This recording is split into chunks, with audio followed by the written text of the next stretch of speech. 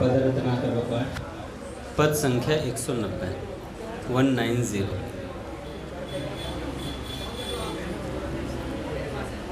जुगल छवि हरती ये की पीर, जुगल छवि हरती ये की पीर। कीरति कुंवर ब्रजराज कुंवर वर,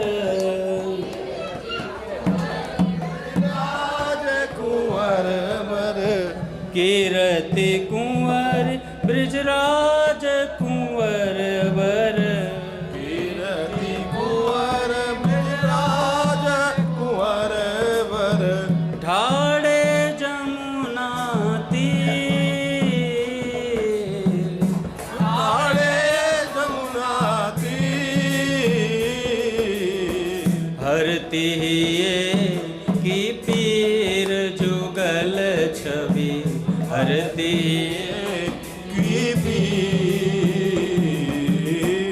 कल्प वृक्ष की छाह सुशीतल, कल्प वृक्ष की छाह सुशीतल। मंद सुगंध समीर, मंद सुमंद समीर। मुरली अधर कमल कर कोमल, मुरली अधर कमल कर कोमल। मुरली अधर कमल कर कोमल। मुरली अधर कमल कर कोमल। पीत नील द्युति चीर, पीत नील दुति चीर।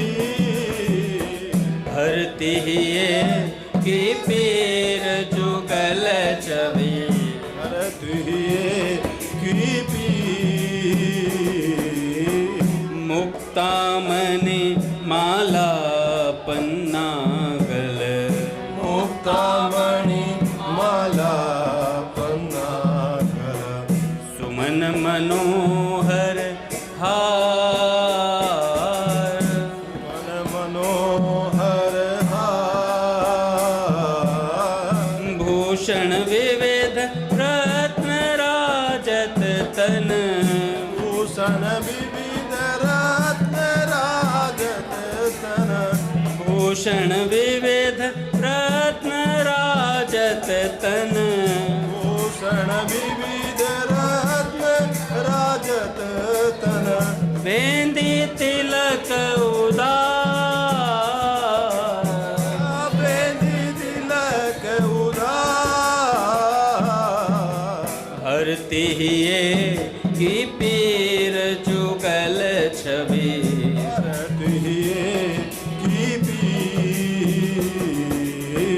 श्रवणन सुचि कुंडल झुर झूमक, श्रवणनि शुचि कुंडल धुर झूमक।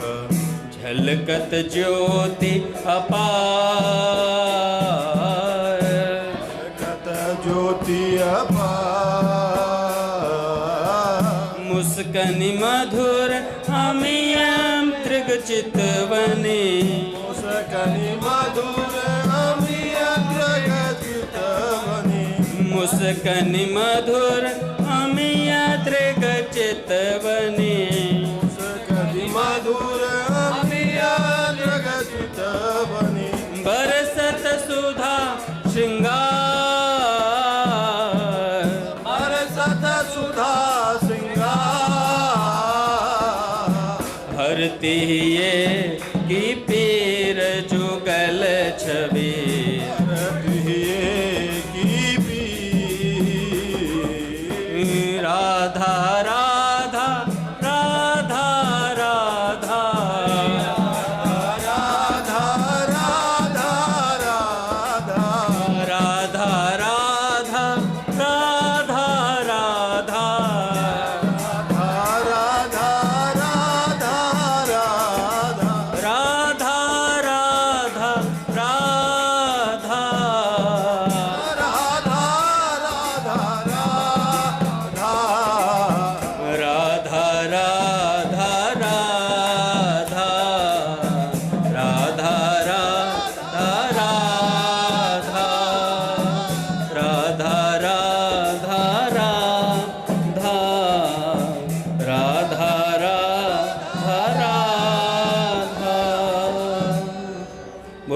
भक्तवत्सल भगवान की जय। पूज्य श्री भाई जी महाराज की जय। पूज्य श्री राधा बाबा की जय। पूज्या मैया की जय। अपने प्यारे भैया की जय। पूज्य दादा की जय। भक्तवत्सल भगवान की जय। हरि बोल। बड़े सौभाग्य का क्षण है कि आज भी हमें सत्संग और कीर्तन का परम लाभ प्राप्त हो रहा है। इको कम कर दीजिए।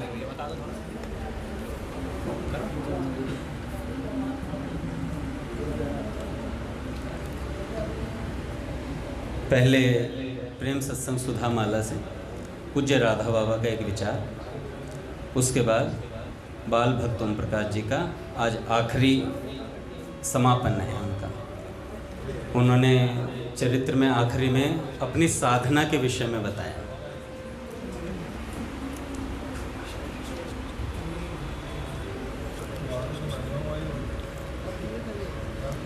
आज अपने लोगों को बड़ा सौभाग्य रहा कि सुबह हमने पूज्य श्री प्रेमानंद जी महाराज जी के दर्शन करे। ऐसा अद्भुत सौभाग्य जहाँ पर दो ऐसा लग रहा था कि जैसे बाल कृष्णदास जी महाराज और पूज्य राधा बाबा आमने सामने बैठकर रस चर्चा कर रहे हो। मेरे को बड़ा सुंदर लगा दृश्य, वही सामने आया। जब महाराज जी जाते थे पूज्य बाल कृष्णदास जी महाराज, तो बहुत कम ऐसे लोग होते थे जिन्हें बाबा दरवाजे तक छोड़ने आते थे, गीता वाटिका के बाहर गेट तक। ऐसा सौभाग्य। एक बार तो ऐसा हुआ कि कहने लगे, बाद में पत्र में लिखकर भेजा बंका जी ने, कहने लगे कि बाबा आपके जाने के बाद जिस ऑटो में आप बैठे ना, उसकी वहाँ पर मिट्टी को चरण धूलि लेने लग गए बाहर गेट से बाहर आकर के। कहने लगे महाराज जी साक्षात चलते फिरते वृंदावन है। ऐसे हमारे पूज्य बाबा। तो आज जब मैं वहाँ सुन रहा था तो मेरे को लगा भाई रसिक जो जन होते हैं ना आपस में कैसे बात करते हैं। अच्छा, हमें तो ऊपर से लग रहा होगा कि महाराज जी रस चर्चा कर रहे हैं, भैया कुछ रस चर्चा बता रहे हैं, शायद भैया ये बताते हैं, वो भीतर से होता है। पर नेत्रों ही नेत्रों में बातें होती हैं महापुरुषों की।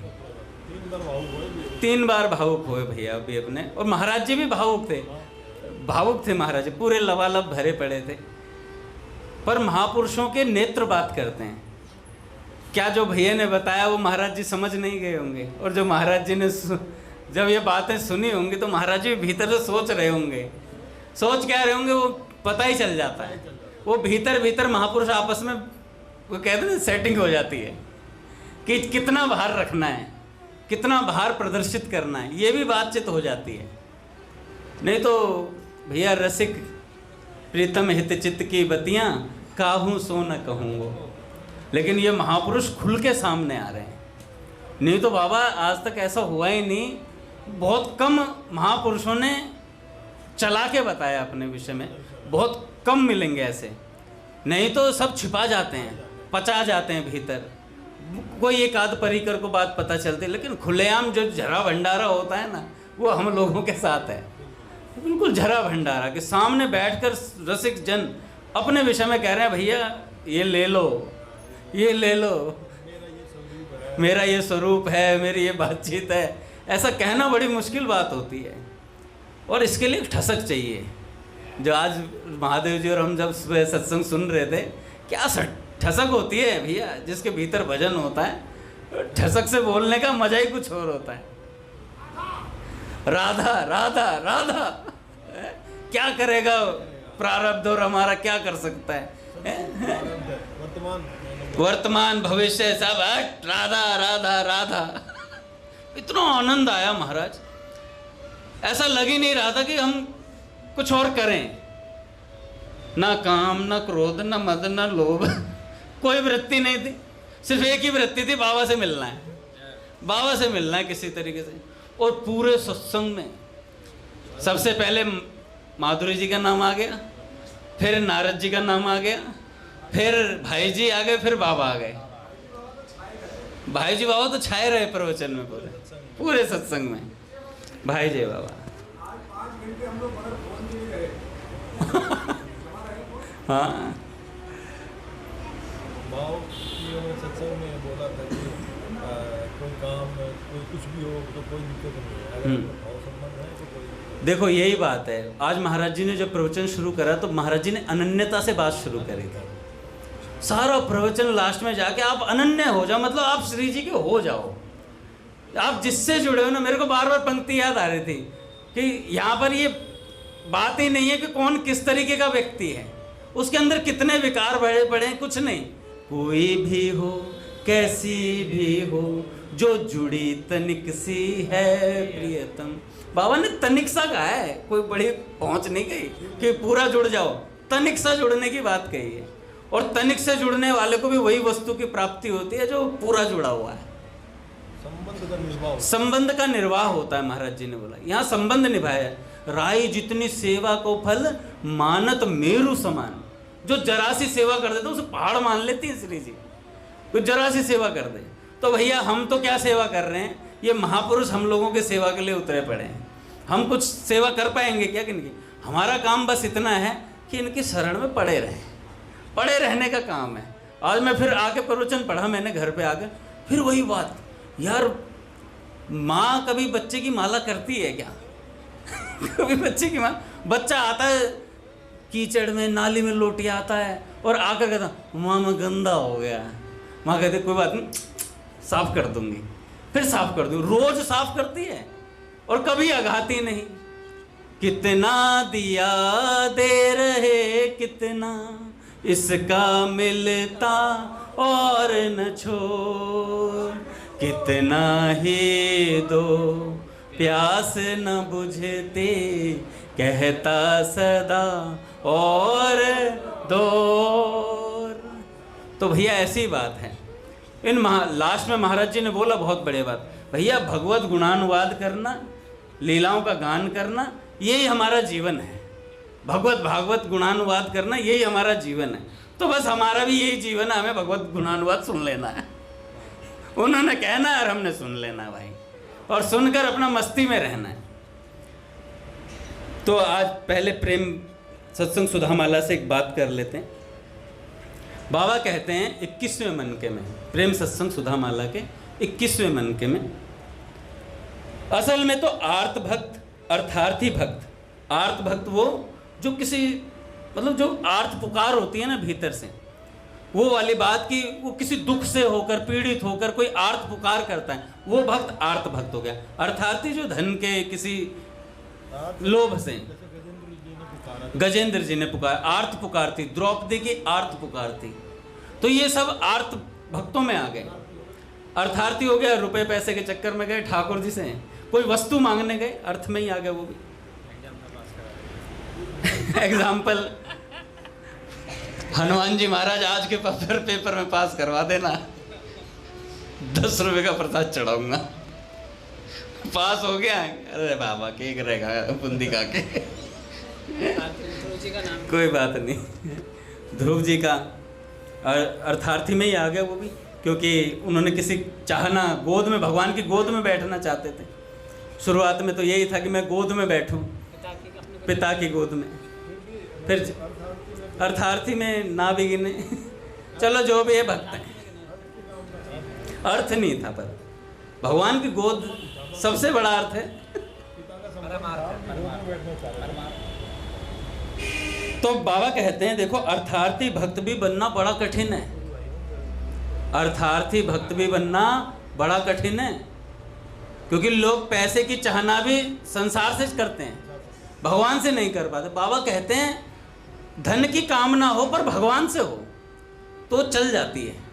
भगवान कहते हैं कोई बात नहीं, धन चाहता पर मुझसे चाहता है, ये बात अच्छी लगती है मुझे भक्त की, लेकिन वो संसार से चाहता तो वहाँ गड़बड़ हो जाती है। कोई सच्चा आर्त, सच्चा अर्थार्थी हो जाए तब तो फिर कहना ही और पूछना क्या, उसका दुख भी मिट जाए एवं भगवान को पाकर वह कृतार्थ भी हो जाए, इसमें तनिक भी संदेह नहीं है। आप आर्त भक्त हो, अर्थार्थी हो, वो भगवान को पाकर जरूर कृतार्थ हो जाएगा एक ना एक दिन। बाबा कहते हैं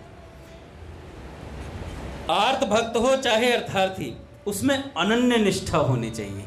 आगे महाराज जी वाली बात, चाहते हैं तो श्री जी से, ठाकुर जी से, भगवान से चाहते हैं भैया, तो अनन्य निष्ठा होनी चाहिए। अनन्य निष्ठा का अर्थ यह है कि और सभी पर से सभी साधनों पर से भरोसा उठाकर मन में यह निश्चय कर लें कि भैया मेरा यह काम तो भगवान ही पूरा करेंगे, मेरा यह काम, मेरी ये चाहना तो भगवान ही पूरा करेंगे। मान ले हमें कोई बीमारी है, अब यदि ठीक ठीक मन में यह निश्चय हो कि यह बीमारी प्रभु से ही दूर करवानी है, यह बीमारी प्रभु से ही दूर करवानी है, तो निश्चय मानिए प्रभु उसे दूर कर देंगे। पर यदि कोई कहता है कि प्रभु तो दूर करेंगे ही, पर निमित्त तो दवाई बनेगी, निमित्त तो दवाई बनेगी, तो समझ लीजिए कि असल में उसका विश्वास भगवान पर नहीं है, विश्वास दवा पर है। फिर भगवान भी जब अच्छा करेंगे तब सीधे जादू की तरह नहीं करेंगे, किसी दवा से ही करेंगे। फिर भगवान कि भाई तेरा विश्वास दवा पे तो दवाई से ही हो। फिर ऐसा न होकर यदि धारणा कर लें कि दवा से क्या होगा, बस प्रभु ठीक करेंगे मुझे, बस प्रभु ठीक करेंगे, तो सच मानिए बिना दवा के कठिन से कठिन रोग जिसका अच्छा होना असंभव मान लिया गया है, अच्छा हो सकता है और एक क्षण में हो सकता है। मानो उस बीमारी का कोई चिन्ह भी नहीं रह गया हो, मानो वह बीमारी कभी हुई ही न थी। इसी प्रकार अर्थार्थी भक्त भी भगवान की कृपा पाकर एक क्षण में निहाल हो सकता है, तथा एक क्षण में एक अत्यंत दरिद्र को भगवान अरबपति असंख्यपति बना सकते हैं। ऐसा भगवान में सामर्थ्य है। कोई कहे कि मैं धन के लिए भजन करता हूँ, तो उसे सोचना चाहिए कि मेरी निष्ठा भगवान पर है या नहीं। यदि निष्ठा है तो उसकी यह पहचान है। कोई उसे आकर यह कहे कि हम गारंटी करते हैं, तुम यह सौदा कर लो, तुम्हें ज़रूर लाख रुपए मिल जाएंगे, नहीं मिले तो हम लाख रुपए तुम्हें अपने पास से दे देंगे। इस पर भी यदि उसका मन न डिगे तथा वह यह स्वीकार न करके भजन ही करता रहे, तब वह सच्चा अर्थार्थी भक्त है कि लूंगा तो केवल भगवान से लूंगा और किसी से लूंगा ही नहीं। उसके लिए फिर भगवान अपना संपूर्ण भंडार खोलकर उसे निहाल कर देंगे। आजकल लोग भजन तो करते हैं, 2-4 माला भी जपते हैं, पर साथ ही सौदे सट्टे में भी रुपया लगाते रहते हैं। यह अर्थार्थी भक्त का लक्षण तो है नहीं। इसी कारण आजकल न तो आर्त भक्त के लिए जादू सा होता है, न अर्थार्थी के लिए जादू होता है। जादू की तरह करोड़पति बनाते हैं भगवान, अगर कोई चाहे तो। भगवान से सच्चे मन से प्रार्थना कीजिए, मेरे नाथ यदि आप मुझे इसी गिरी अवस्था में देखना पसंद करते हैं, इस प्रकार से निरंतर मेरे मन में अशांति बनी रहने देना चाहते हैं, तो कोई बात ही नहीं है नाथ, ये आपकी इच्छा है। आपकी इच्छा तो पड़े है महाराज, ऐसे ही ठीक है हम तो। यदि इसी घृणित अवस्था में देखकर आप प्रसन्नता का अनुभव करते हैं तो कोई बात ही नहीं है, क्योंकि यदि आप ऐसा चाहते हैं तो इसी गिरे पड़े रहने में मेरा मंगल है भाई। पर यदि ये दोष मेरी कमी के कारण है तो नाथ इन्हें तत्काल दूर कर दीजिए, तो नाथ इन्हें तत्काल दूर कर दीजिए। और मेरे मन में विश्वास नहीं है तो आप उसे पैदा कर दीजिए किसी तरीके से। मैं अज्ञानी हूँ, पतित हूँ, मुझे पता नहीं कि मेरे मन में दोष किस कारण से आते हैं। मिटाने के उपाय भी बहुत सुनता हूँ, पर उसका आचरण मुझसे नहीं होता नाथ। क्यों नहीं होता यह भी नहीं जानता मैं। देखो कितनी स्पष्ट प्रार्थना है। क्यों नहीं होते उपाय ये भी मैं नहीं जानता, बस मुझे नहीं पता, एक क्षण में मिटा दो। अशांति ही मेरा परम प्रिय धन है, अगर आप मुझे देना चाहते हो तो। अशांति भी मेरा परम प्रिय धन है। मैं ऐसा अनुभव करने लगूं नाथ, क्योंकि तुम मेरे स्वामी हो, तुम्हारा मुझ पर पूर्ण अधिकार है। देखो भैया, प्रेम मिश्रित भाव की प्रार्थना भगवान से जरूर करनी चाहिए इस प्रकार। अगर विश्वास नहीं है तो भगवान से कहो, नाथ विश्वास कहाँ से लाऊं? किसी दुकान में बाजार में मिलता तो मैं खरीद लेता, किसी दुकान पे बाजार में मिलता तो मैं खरीद लेता, पर तुम ही बताओ क्या उपाय है। मुझसे तो कुछ उपाय होता नहीं ना, बस सुन लेता हूँ, बहुत अच्छा लगता है ये उपाय ऐसा होता है, सुन लेता हूँ। यत्किंचित कभी करने की चेष्टा भी करता हूँ, पर मुझसे नहीं हो पाते, मैं हर बार फेल होता हूँ। फेल होना मेरा स्वभाव है। अब तुम बताओ नाथ मैं क्या करूँ, तुम बताओ नाथ मैं क्या करूँ। नाथ मेरा आपके बल पर यथार्थ विश्वास ही नहीं होता, क्या करूं? अब आप ही मुझे विश्वास दिलाओ, मेरे बस की नहीं। अपन तो बाबा कहते थे नाव में बैठ गए और दोनों जो चप्पू होते हैं ना वो छोड़ दिए, वो भी नहीं पकड़ते। हम तो ऐसे हैं जी, दोनों हाथ ऊपर करके। नाथ अब आप देख लो क्या करना है।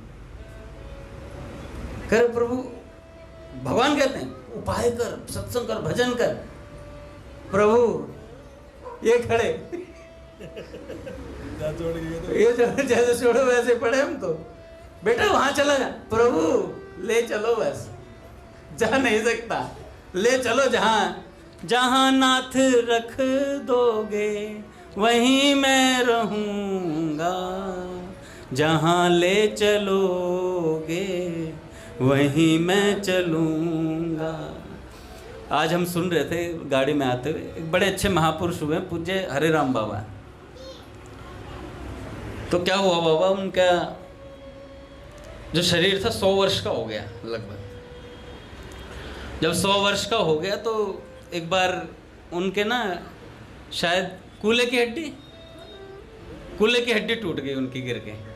अच्छा गिर के कैसे टूटी? अपने मस्ती में चल रहे थे, एक गड्ढे में गिर गए। अब 100 वर्ष की आयु, गड्ढे में गिरे तो उठे ही नहीं, पड़े ही है। वो उठा लेगा तो चल देंगे। अब उठा के ले गए तो वहाँ पर थोड़ी बहुत सेवा हुई। फिर उन्होंने जो सेवा कर रहे थे उन्होंने किसी इनके भक्त के यहाँ पहुँचा दिया, जयपुर किसी जगह।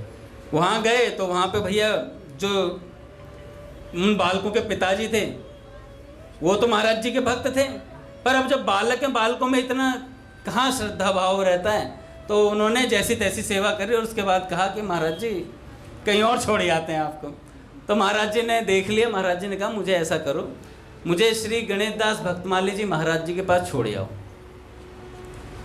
महाराज जी के पास छोड़ आओ। तो उन्होंने पूज्य गणेश दास भक्तमाली जी महाराज जी के पास छुड़वा दिया। अच्छा इससे पहले एक और घटना घटी, दादा प्रणाम, कि हम प्रतिकूलता में तो भगवान की कृपा समझ लेते हैं, नहीं अनुकूलता में, प्रतिकूलता में नहीं समझते। महाराज जी ने एक उदाहरण दिया था, एक राजा था, वो अपने मंत्री को लेकर के कहीं गया और जा कर के किसी जगह उसने वो क्या खाया था, बेर खाए थे, कुछ चीज़ थी ना, कुछ चीज़ थी, उन्होंने खाई, ककड़ी। अब ककड़ी थी, अब ककड़ी जरूरी नहीं कि सारी मीठी ही हो, कोई कड़वी भी निकलती है। अब वो राजा के हाथ लग गई कड़वी ककड़ी। अब जैसे ही कड़वी ककड़ी लगी तो भाई जैसे ही उसने काटा ककड़ी को, मुंह में गई तो इतनी कड़वी लगी, थू करके उसने फेंक दी। और वही ककड़ी अपने मंत्री को दे दी, कड़वी वाली। अब मंत्री ने ली, मंत्री क्या करता भाई, मंत्री को लेनी पड़ी। राजा ने कहा बेटा ले तू खा ले। और उन्होंने ककड़ी खाई, ऐसे खा रहे मजे से जैसे बहुत मीठी हो, पूरी ककड़ी खा गए। राजा ने कहा तुझे कड़वी नहीं लगी? करे महाराज कड़वी तो लगी। करे पर तू पूरी खा गया? करे हाँ महाराज बिल्कुल खा गया, उसका स्वभाव है कड़वेपन का, मैंने खा लिया, कोई दिक्कत थोड़ी नहीं। अब मेरा मालिक कभी मुझे हलवा खिला रहा है, कभी मालपुए खिला रहा है, आज एक दिन ककड़ी खा लिया, कड़वी थी क्या हो गया, कड़वी थी तो क्या हो गया, कभी कभार कड़वी भी चल जाती है। अब इतने वर्षों से मालिक हो आप, कभी हलवा पूड़ी कभी कुछ आप राजा हो, मालिक ही हो मेरे, हमेशा से खिलाते आ रहे हो बढ़िया बढ़िया, आज कड़वा खिला दे क्या फ़र्क पड़ गया मेरे, खाली कड़वी भी। तो महाराज जी कहने लगे बस ऐसी ही बात है, जब प्रतिकूलता आए ना समझ लेना कड़वी ककड़ी मिली है। आज रोज हलवा पूड़ी मिल रहा है बढ़िया चकाचक, एक दिन कड़वी ककड़ी आ गई हाथ में। इतना बढ़िया उदाहरण लगा, मैंने कहा यार कड़वी ककड़ी, मजा आ गया सुन के। तो किनके हरे राम बाबा की बात बता रहा था मैं। उसके बाद जब प्राणायाम बताऊंगा, बाल भक्त ओम प्रकाश जी का अंतिम उपदेश, फिर उसके बाद ये चरित्र समाप्त हो जाएगा, फिर नया चरित्र पकड़ेंगे। यही जीवन है और क्या करेंगे। तो हरे राम बाबा जी के कूल्हे की हड्डी टूटी और महाराज जी जयपुर से आए, भक्तमाली जी महाराज जी का, मुलुकपीठ सरकार वहीं थे। तो भक्तमाली जी महाराज ने कहा बड़ी कृपा हुई जो कूल्हे की हड्डी टूटी। महाराज जी कहने लगे मुलुकपीठ सरकार, महाराज जी क्या कृपा हुई, 100 वर्ष का बूढ़ा आदमी और कूल्हे की हड्डी टूट गई। अब बेचारे शौच वगैरह कहीं जा नहीं सकते, 3 किलोमीटर शौच करने जाते थे हरे राम बाबा कमंडलू लेकर। और कमंडलू भी साधारण नहीं होता था, छोटा सा इतना सा, कई लीटर पानी आता था उसमें, बड़ा कमंडलू था। उसे लेकर जाते थे, लोग देखते थे कि इतना जल लेकर जा कहाँ रहे हैं।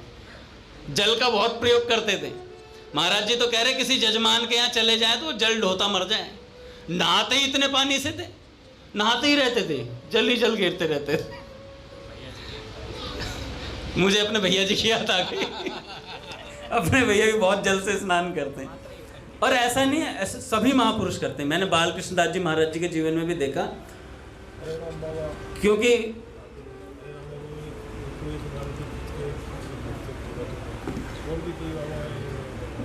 जो जल से बहुत नहाते थे पानी से। महाराज जी को तो कहते थे बालकृष्ण दास जी महाराज जल ही जल डालते रहो बस, उड़िया बाबा, क्योंकि इनके अंदर विरह का ताप होता है तो उसे शांत करने का प्रयास करते हैं, मुझे ऐसा लगता है। मनोहर बाबा भी यही कह रहे थे, कह रहे मुझे भी ऐसा फील होता है कि इनमें विरह का ताप होता है, इसलिए जल बांट लेते हैं। तो हरे राम बाबा अपना भाई रहने लगे वहाँ पर आश्रम में। अब हरे राम बाबा का स्वभाव था, गाली बहुत देते थे और जली कुटी बहुत सुनाते थे। अब पूज्य मलुकपेट सरकार सेवा में थे, बालक थे, पंडित जी कहते थे सब।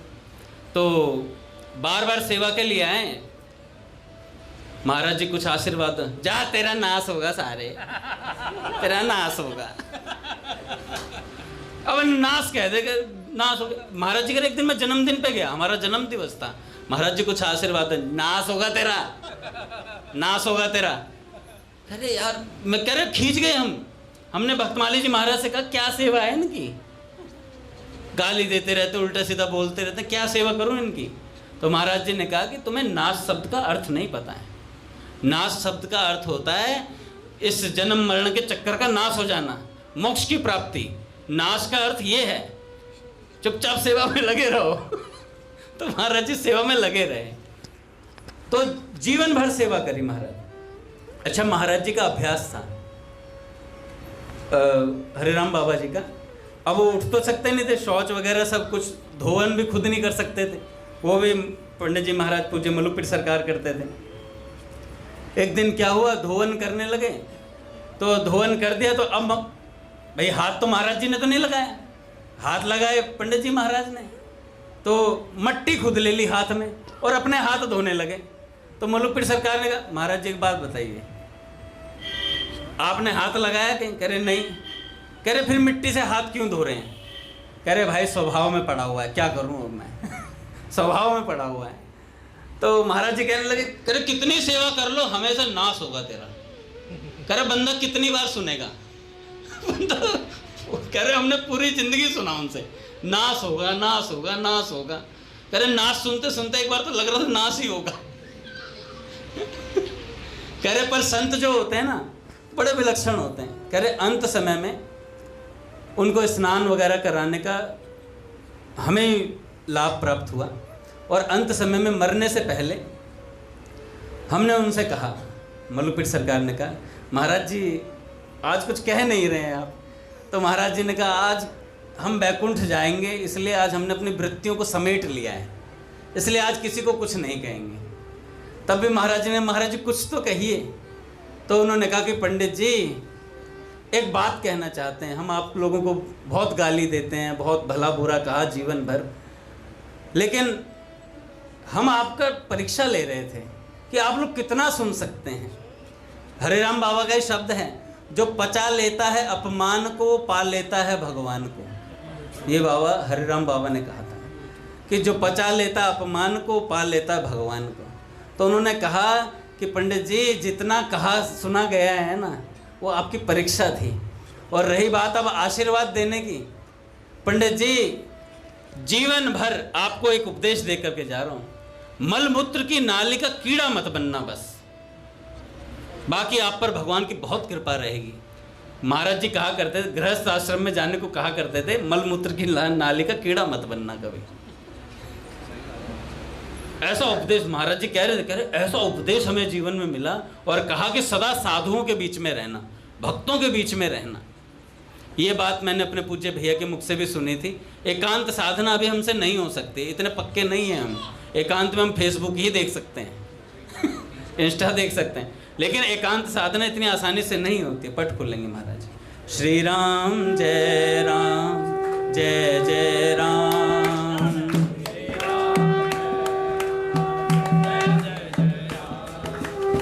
राम नाम रसिया श्री हनुमान,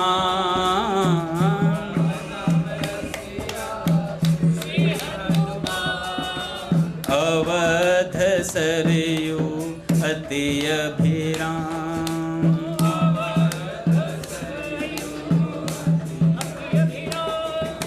जय जय श्यामा जय जय श्याम,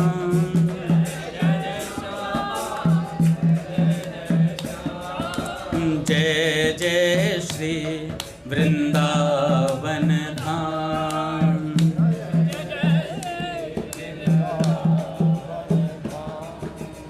बोले भक्तवत्सल भगवान की जय। तो भैया ये महापुरुषों के साथ रहने का लाभ भी होता है और जली कुटी सुनने को भी मिलती है, लेकिन जो पचा लेता है वो कुछ पा लेता है। जैसे अपने चंद्रेश भैया जब अपने उसके पास, जली कुटी को भी आशीर्वाद मानना चाहिए।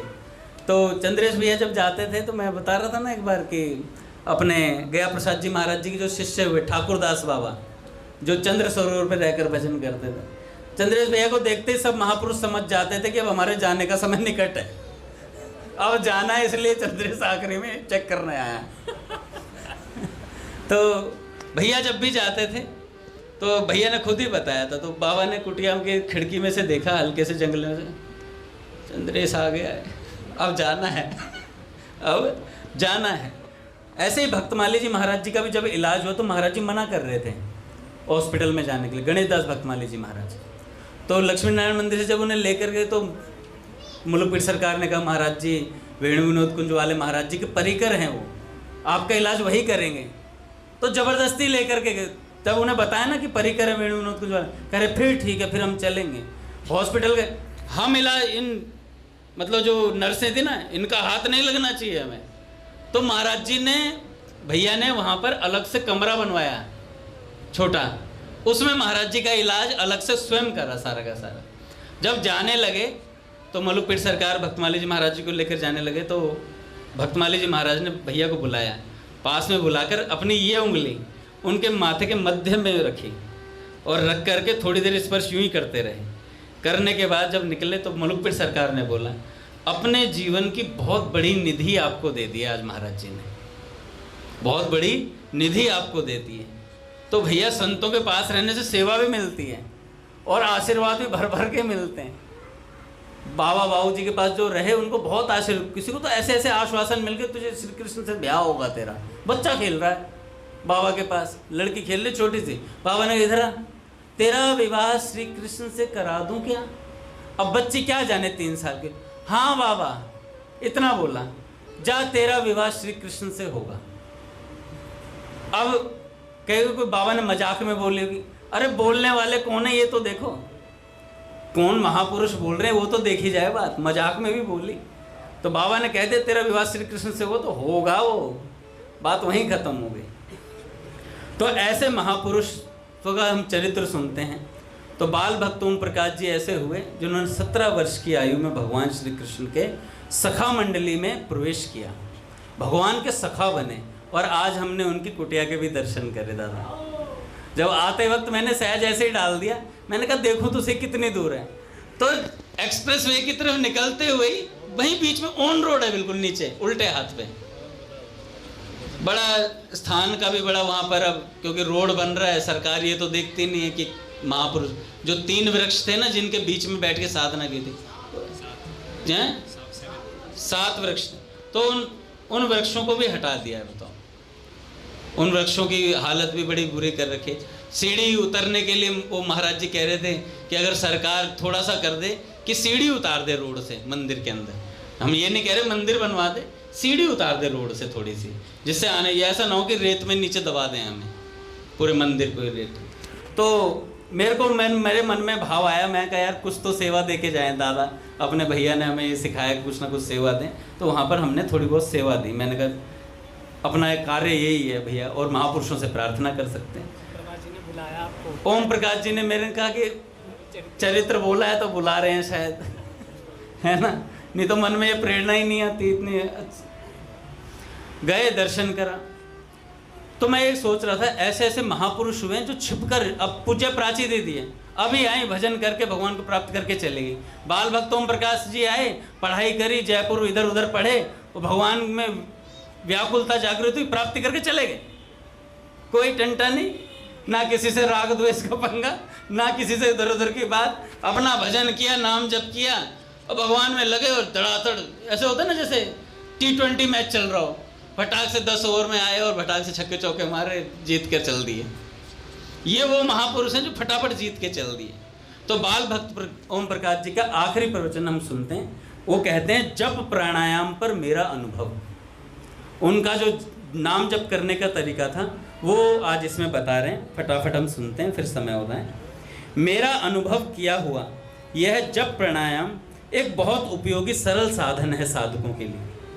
इसके द्वारा शारीरिक स्वास्थ्य की अति शीघ्र प्राप्ति के साथ साथ आध्यात्मिक लाभ भी होता है साधकों को, मतलब शारीरिक के साथ साथ आध्यात्मिक भी लाभ होता है। फिर भी विशेषता इसमें यह है कि कहीं भी इस साधना में अनिष्ट की आशंका नहीं होती। साधक को प्रातः और सायंकाल नियम पूर्वक इसकी साधना करनी पड़ती है। इसकी विधि इस प्रकार है। प्रातः काल पूर्व की ओर तथा सायंकाल पश्चिम की ओर मुख करके मेरुदंड को सीधा करके खड़े हो जाओ, बस सीधा खड़े हो जाना है बस। शरीर बिल्कुल ताड़ के समान सीधा होना चाहिए, दृष्टि सामने हो और मुख और नेत्र बंद हों। दोनों पैरों की एड़ियां और अंगूठे जुड़े हों। दोनों हाथ पीठ की ओर बंधे हों। बाएं में दाहिना हाथ हो। श्वास प्रश्वास की क्रिया पर विशेष ध्यान देने की आवश्यकता नहीं है, उसे स्वभावतः चलने दीजिए आराम से। केवल एकाग्र चित्त से अपने इष्ट देव का नाम जप कीजिए। इष्ट देव के नाम का अर्थात भगवान के जिस नाम में आपकी रुचि हो, जैसे ओम, राम, कृष्ण, शिव, गणेश, दुर्गा और भी जो नाम है जो आपको पसंद हो, किसी भी नाम का जप कीजिए। मैं तो हरे राम राम राम हरे हरे, हरे कृष्ण कृष्ण कृष्ण हरे हरे, इस मंत्र का जाप करना अधिक उपयुक्त समझता हूँ। इसके अतिरिक्त अन्य किसी भी मंत्र का जाप किया जा सकता है। जाप मन ही मन होना चाहिए। जाप करते समय जीभ या होठ न हिले। हाँ, यह बात ध्यान में रहे कि नाम या मंत्र का उच्चारण मन में शुद्ध और निरंतर होता रहे। यह जप की साधना प्रातः और सायंकाल दोनों समय केवल 12-12 मिनट कम से कम होनी चाहिए। 12-12 मिनट सुबह और शाम, इससे कम नहीं होनी चाहिए। दिन रात 24 घंटे में केवल 24 मिनट का समय साधना के लिए देना पड़ता है। 24 मिनट का समय। भोजन करने से 1-2 घंटे पहले ही स्नान करके इस साधना में लगना चाहिए। यदि दोनों समय स्नान न कर सको तो प्रातः स्नान तो अवश्य करना चाहिए, और सायंकाल बिना स्नान किए हुए भी हाथ पैर धोकर साधना कर सकते हो। देखो संतों ने कितना छूट दे दी, एक बार ही नहा लो। परंतु स्नान करके करना ही अधिक लाभदायक है। इस प्रकार के मानसिक जप से शरीर के भीतर व्यापक बिजली की गति में तीव्रता आती है। हाथों और पैरों का परस्पर जुड़ा रहना इसमें सहायक होता है, और शरीर में जो वीर्य होता है उससे इस विद्युत शक्ति का बड़ा ही घनिष्ठ संबंध होता है। यही कारण है कि वीर्य के क्षीण होने से मनुष्य में दुर्बलता आती है और उसकी क्रिया शक्ति घट जाती है, तथा वीर्य के दृढ़ होने पर मनुष्य की शक्ति संपन्न होती है और उसकी कार्य करने की शक्ति बढ़ जाती है। मानसिक जप के साधन के द्वारा उत्पन्न इस गति की तीव्रता के कारण शरीर के भीतर के रोगों के जीवाणुओं को भारी धक्का लगता है। जो इम्यूनिटी घट जाती है ना,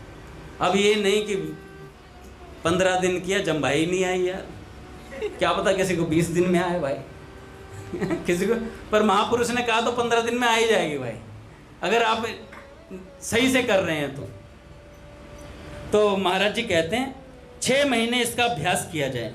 मुझे तो इस साधन की सच्चाई का अनुभव 3 महीने में हो गया था, परंतु नियम में बंधे होने के कारण अत्यंत उत्सुकता होने पर भी मैं इस साधन को सर्वसाधारण के सामने उपस्थित न कर सका।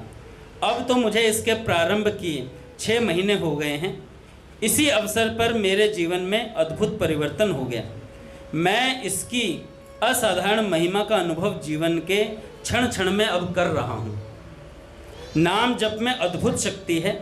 इसकी महिमा से हमारे सारे शास्त्र भरे पड़े हैं। जब नाम जप से भव रोग दूर हो जाता है तो शारीरिक रोग की तो बात ही क्या है। हाँ, पहले पहले इस साधन में कुछ कठिनाई पड़ती है। 12 मिनट का समय कुछ अधिक नहीं होता, फिर भी जान पड़ता है मानो आधा घंटा हो गया। ऐसा लगेगा आपको यार कितनी देर हो गई खड़े हुए, 12 मिनट पूरे नहीं हो रहे। जैसे भैया ने शुरू में 2 माला दी तो ऐसा लगता था भैया 20 माला करवा रहे हैं क्या 2 माला नहीं होती थी। तो कहते हैं शुरू में लगेगा आधा घंटा हो गया क्या, रह रहकर मन में आता है 12 मिनट बीते या नहीं बीते। इस झंझट से बचने का एक उपाय है, एक जप की माला अपने साथ रख लेना। हाथ में एक जप की माला ले लेना। हरे राम मंत्र की शुद्धता के साथ माला जपने में 8 मिनट लगते हैं लगभग, शुद्धता से जपेंगे तो। अतः 12 मिनट में 1.5 माला हो जाएगी। समय अनुसार इस साधन को बढ़ाया भी जा सकता है, अर्थात 12 मिनट से आप 20 मिनट, आधा घंटा और भी जिस साधक के पास जितना समय हो उस हिसाब से कर सकते हैं। हाँ, जप करते समय तार न टूटने पाए, निरंतर 12 मिनट तक होते रहना चाहिए। और यह भी ध्यान रखना चाहिए कि नित्य नियमित रूप से शुद्धता और शीघ्रता पूर्वक जप किया जाए। नियम पूर्वक साधन करके कोई सज्जन इस साधन के अद्भुत लाभ को प्राप्त कर जीवन सार्थक बना सकते हैं। यह साधन मुझे एक महात्मा से प्राप्त हुआ था। मैं उनका बड़ा ही कृतज्ञ हूँ। ये लेख कल्याण पत्रिका में भी छपा था। कहते हैं बोलिए भक्तवत्सल भगवान की जय। आज बाल भक्त ओम प्रकाश जी का चरित्र संपूर्ण हो गया महाराज। आरती करते हैं। हरि बोल।